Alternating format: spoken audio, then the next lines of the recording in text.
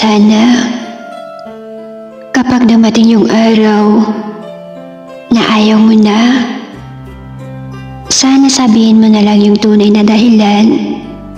at tunay mong nararamdaman na kung may bago ka na o may iba ka ng mahal o ibang nagpapasaya sa'yo, para kahit papaano malaman ko at hindi ako magmumukhang tanga, at para kahit paano maibsan yung sakit na nararamdaman ko. Hindi naman kasi masamang sabihin mo yung totoo kung meron ka ng ibang gusto, dahil mas matatanggap ko pa yun ng buong buo kesa naman yung ganito,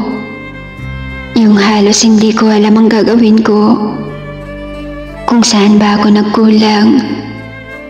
yung halos hindi ko alam kung saan ba ako nagkamali, yung tipong kahit yung sarili ko hindi ko na maintindihan. Kaya sana, kung magkataon na iiwan mo na ako,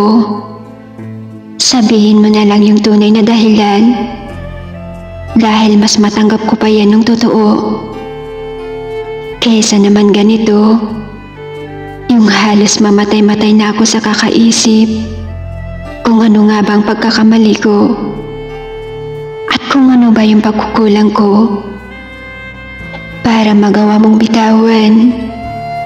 at iwan na lang ako.